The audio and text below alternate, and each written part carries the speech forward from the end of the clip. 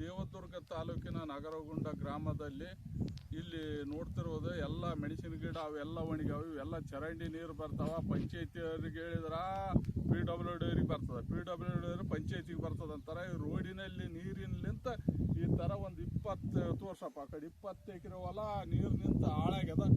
ಈಗಾಗಲೇ ಮೆಣಸಿನ ಗಿಡ ಸತ್ಯಾಗ ಹಾಳಾಗ್ಯಾವ. ಇದ್ರ ಬಗ್ಗೆ ನಾವು ಈಗಾಗಲೇ AC ಅವ್ರ ಗಮನಕ್ಕೆ ತಂದ್ವಿ, PSI ಅವ್ರ ಗಮನಕ್ಕೆ ತಂದ್ವಿ. ಈಗ ನಮಗೆ ಬರೀ ಇದು ಪರಿಹಾರ ಒಂದು 5,000 10,000 ಕೊಟ್ರೆ ಅದಲ್ಲ, ಇದು ಕೋಟ್ಯಾನುಗಟ್ಟಲೆ ಹಾಳಾದಂಗೆ ಇದೆ. ಇದು ಕನಿಷ್ಠ ಎಕರೆಗೆ ನಾವು ಈಗಾಗಲೇ 10,000 ರೂಪಾಯಿ ಖರ್ಚು ಮಾಡಿದ್ದೀವಿ.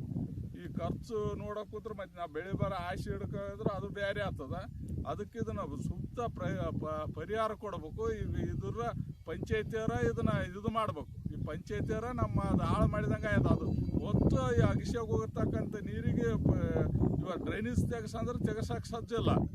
ಅದಕ್ಕಾಗಿ ಇಲ್ಲಿ ಒಂದು ಕಿಲಿಗೇಡಿಗಳು ಸಹ ಒಟ್ಟಾಕಿ ಇದನ್ನು ಹಾಳು ಮಾಡಿಬಿಟ್ಟಾರ. ಹಿಂಗಾಗಿ ನಾವು ಕೋಟ್ಯಾನುಗಟ್ಟಲೆ ಇವತ್ತು ದೇವದುರ್ಗ ತಾಲೂಕು ನಮ್ದು ಹಿಂದೆ ಅಲ್ಲ, ಇಡೀ ನಗರಗುಂಡ ಗ್ರಾಮದಲ್ಲಿ ಒಂದು 20 ಎಕರೆ ಹೊಲ ಇವೆಲ್ಲ ಜೋಗ್ ಬಂದು ಇವೆಲ್ಲ ಹೊಲ ಹಾಳಾಗಿ ಹೋಗ್ಯಾವ.